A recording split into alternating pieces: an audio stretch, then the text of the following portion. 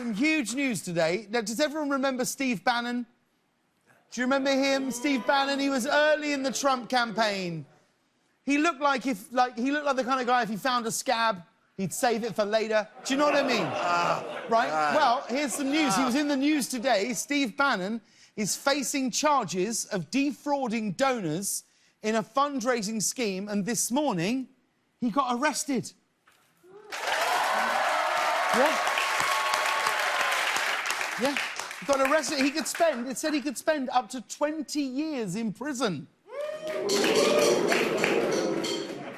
Apparently, what it was, he pocketed money from an organisation that he started to privately fund the building of the border wall. And it was called We Build the Wall. That was the short name. The full name was We Build the Wall, I Build a Swimming Pool in My Backyard. We tricked a load of people into thinking he was going to build a wall. And there's only two ways that ends. You either go to prison or you become the President of the United States. I don't know where I stand on this story. I don't. Like, on the one hand, I'm angry that he defrauded these people. On the other hand, he defrauded people who were donating to build Trump's border wall and therefore deprive immigrants of just seeking out a better life.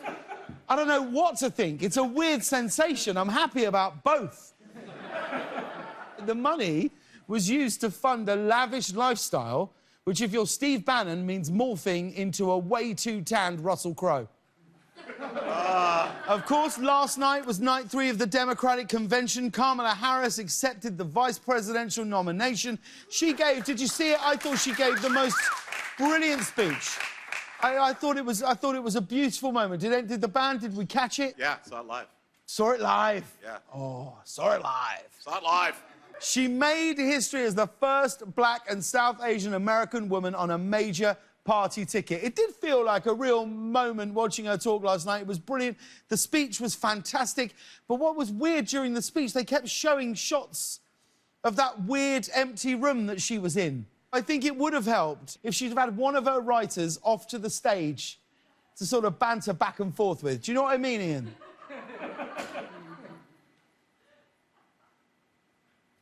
Yeah.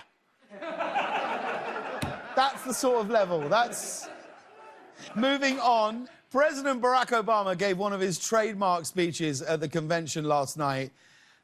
It felt so strange to listen to a president who doesn't mispronounce every other word. It was a new feeling. And secondly, he did not hold back attacking President Trump. Have a look. For close to 4 years now, he has shown no interest in putting in the work. No interest in finding common ground. No interest in using the awesome power of his office to help anyone but himself and his friends. No interest in treating the presidency as anything but one more reality show that he can use to get the attention he craves. Watching Obama speak in 2020 is like running into your ex and seeing that they're doing so much better without you.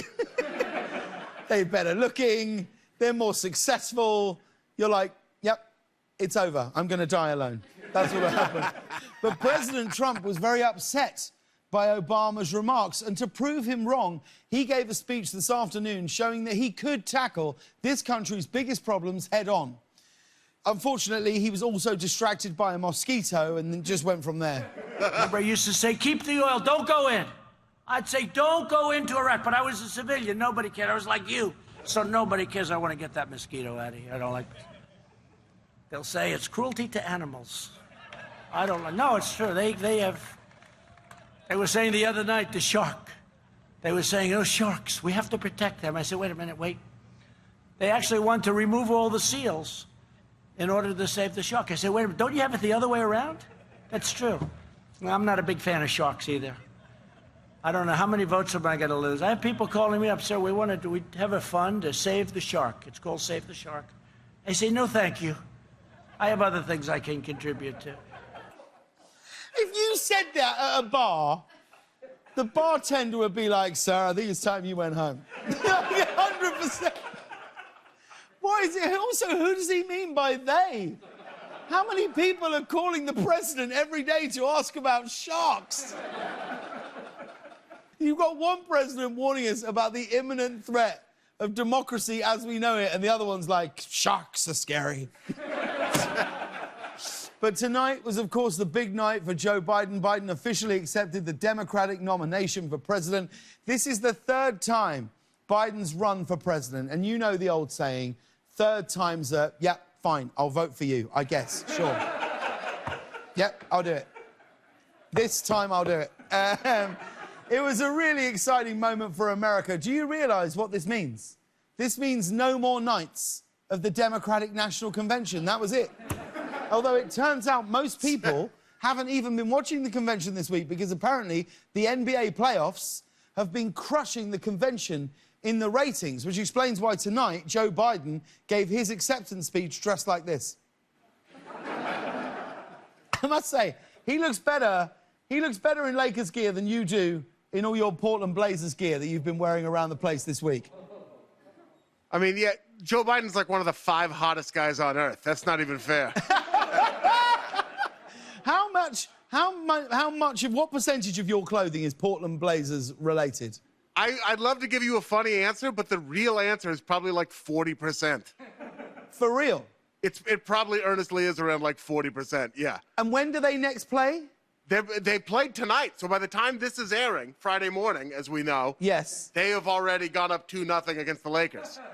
So this must be hard for you if the Blazers are playing the Lakers. Why is that? Why do you think that's hard for me? It's the easiest thing in the world. But because I always thought you were a Lakers fan. What? Because if you weren't, why would you do this?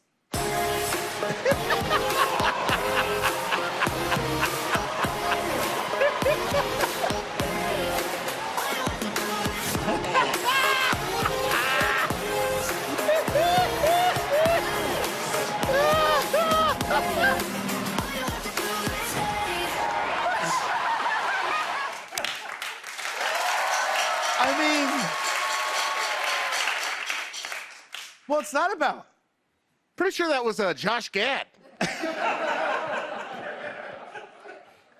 It wasn't Josh Givers, it's you. The problem is we all know so much that you look like this, but now viewers at home, all they see every night is your eyes. Oh, that's right. They don't know if it's you or if the kid from Up grew up. I wish I had that many balloons right now. So do you get abuse from Blazers fans for wearing the Lakers gear? I got a little bit of abuse from Blazers fans, and now I get a ton from Lakers fans who are like, "Oh yeah," and then they drop that on me, and I have to be like, "Well, you see, there was a televised sports game show called Game On that ran over the summer. Yeah. And I'd encourage you all to watch it. Yeah. And then they're like, "Shut up!" And then